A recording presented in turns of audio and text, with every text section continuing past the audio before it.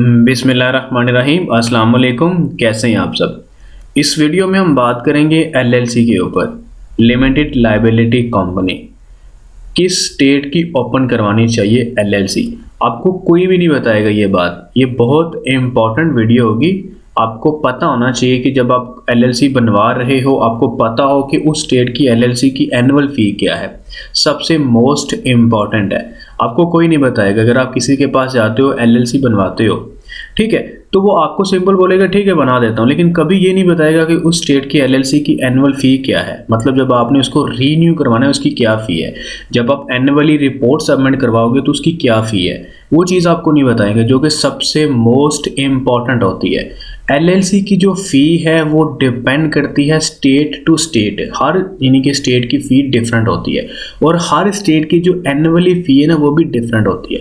तो आप में से बड़े लोग सवाल करते हैं कि सर ये बताओ कि किस स्टेट की एलएलसी बनवानी चाहिए। तो मैंने कहा चलिए इसके ऊपर एक वीडियो बना देते हैं। देखिए स्टेट की ठीक है एलएलसी तो आप बनवा लोगे।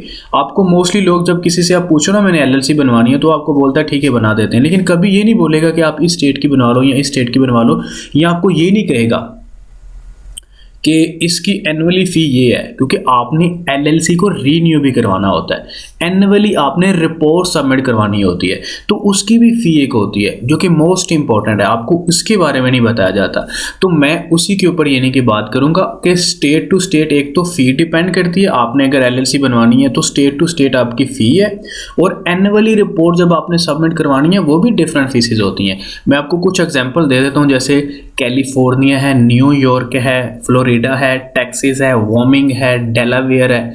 तो मतलब जो वेल नोन है जिसके बारे में आप जानते हो, मोस्टली लोग इसी की यानी कि एलएलसी बनवाते हैं। लेकिन कभी किसी ने ये नहीं बताया। अगर कोई कहेगा मैंने कैलिफोर्निया की बनानी है तो वो कहता है ठीक है मैं बना देता हूँ। ये नहीं बताएगा कि कैलिफोर्निया की जो एनुअली रिपोर्ट सबमिट करवानी है उसकी फीस कितनी है। अगर कोई कहता है मैंने डेलावेयर की बनवानी है तो कहता है ठीक है बनवा दूंगा, कोई मसला नहीं बना देंगे। लेकिन उसकी एनुअली रिपोर्ट के ऊपर फिर बात आती है जो कि मोस्ट इंपॉर्टेंट है, क्योंकि स्टार्टिंग के ऊपर तो आप बनवा लोगे, लेकिन जब बाद में आप एनुअली रिपोर्ट सबमिट करवाओगे तो मे बी आपको $800 मांग ले, $400 मांग ले, तो फिर आपको एवरी ईयर वो पे करना पड़ेगा। अगर मैं एग्जांपल देता हूँ आपको कैलिफोर्निया की, उसकी एनुअली रिपोर्ट अगर आप सबमिट करवाते हो, रीन्यू करवाते हो, तो आपको $820 पे करने पड़ेंगे। अगर आप डेलावेयर के ऊपर आते हो तो डेलावेयर की जो एनुअली फ़ी है ना, डेलावेयर की जो एनुअली फ़ी है वो $300 है। अगर आप उसको रीन्यू करवाते हो तो आप उसकी रिपोर्ट सबमिट करवाते हो तो वो $300 है। ये मैं आपको एनुअली बता रहा हूँ। बाकी कॉस्ट क्या है एलएलसी ओपन करवाने की, उसके लिए आप मुझसे कांटेक्ट कर सकते हो। वो डिपेंड करता है स्टेट टू स्टेट। अब उसके बाद अगर टैक्सेस की बात करूँ तो टैक्सेस की जो एनुअली फ़ी है ना वो बिल्कुल ज़ीरो है। मतलब अगर सिर्फ सिंपल आपने रिपोर्ट सबमिट करवानी है वो ज़ीरो है।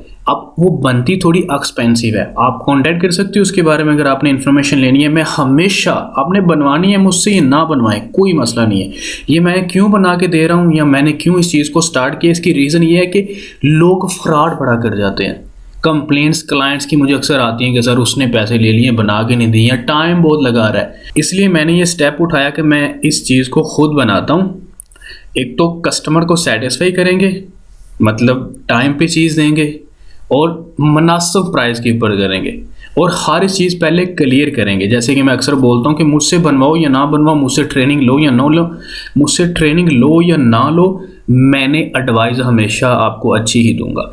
बात हम कर रहे थे कि स्टेट वाइज एनुअली फ़ी क्या होती है, तो हम डेलावेयर की बात कर रहे थे कि डेलावेयर के बाद टैक्सेस की मैंने बात की थी कि टैक्सेस की अगर आप एलएलसी बनवाते हो तो एनुअली फ़ी जब आप उसको रीन्यू करवाओगे, आपने सिर्फ रिपोर्ट सबमिट करवानी है, उसकी फ़ी ज़ीरो है।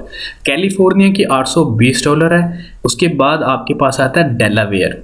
इसकी जो एनुअली रिपोर्ट आपने सबमिट करवानी है उसकी जो फ़ी है वो $300 है। फ्लोरिडा की जो एनुअली रिपोर्ट आपने सबमिट करवानी है उसकी जो रीन्यू करवाने की फ़ी वो $132 है। वार्मिंग की जो है वो बेसिकली $62 है। ठीक है, वार्मिंग की $62 आपको पे करना पड़ेगा एनुअली जब आपने यानी कि रीन्यू करवाना होगा एलएलसी को और रिपोर्ट सबमिट करवानी होगी। ये तो एनुअली फ़ी है। कुछ स्टेट्स यानी कि मोस्टली यहाँ पे यही होती हैं, लोग या तो फ्लोरिडा की ओपन करवाते हैं, या वार्मिंग की ओपन करवाते हैं, या टेक्सास की ओपन करवाते हैं, डेलावेयर की ओपन करवाते हैं, बड़े लोग करवाते हैं। बट बताया नहीं जाता कि एनुअली आपको जो है ना वो $300 पे करना पड़ेगा। अगर न्यूयॉर्क का मैं आपको बताऊँ ना, तो उसकी भी तकरीबन एनुअली जो हिडन एक्सपेंसेस वगैरह सब कुछ होता है वो तकरीबन $650 तक जाती है। अगर आपको एवरी ईयर $650 देना पड़ रहे हैं तो मसला होगा ना। वार्मिंग की समझ आती है, टैक्सेस की थोड़ी एक्सपेंसिव बनती है, लेकिन एनुअली $0 आपने पे करना होगा, मतलब कोई फ़ी नहीं है।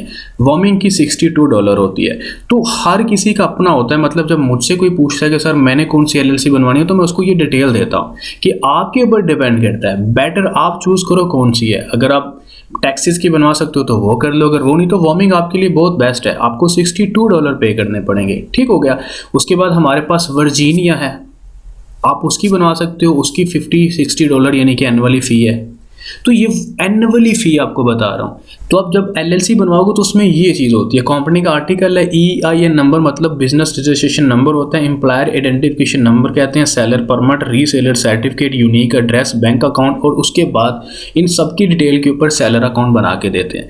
अगर आप अपना बनवाना चाहो या आप एज अ VA काम कर रहे हो, आपके क्लाइंट को LLC चाहिए, उसका अकाउंट बनवाना चाहो तो आप कॉन्टैक्ट कर सकते हो, आप इन्फॉर्मेशन ले सकते हो। बनवाना या ना बनवाना वो बात की बात होती है। आपको बेटर तरीके से गाइड करूँगा, आप फैसला खुद कर लीजिएगा। सिंपल इस वीडियो में यही बात करनी थी कि आप किस स्टेट की LLC बनवाओ, क्योंकि आप में से बड़े सवाल करते हैं कि सर किस चीज़ की बनवाएं। तो अक्सर मैं भी किसी से सवाल करूँ ना, तो मुझे भी कभी किसी ने ये नहीं बोला कि आप इसकी बना लो, इसकी इतनी फ़ीस है, इसकी बना लो, इसकी इतनी फ़ीस है। मतलब जो एनुअली सबमिट करवानी है, मेन तो रीज़न वो है।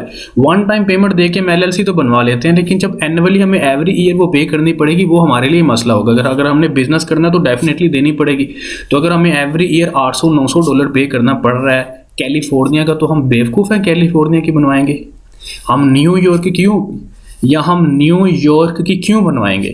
हम वार्मिंग की बनवा लेंगे। हमने तो एक बिजनेस स्टार्ट करना है ना। यहाँ फ्लोरिडा की बनवा लेते हैं, $132 आपको पे करने पड़ेंगे एनुअली रीन्यू करवाने के, रिपोर्ट सबमिट करवा के रीन्यू करवाने के $132 आपको पे करने पड़ेंगे।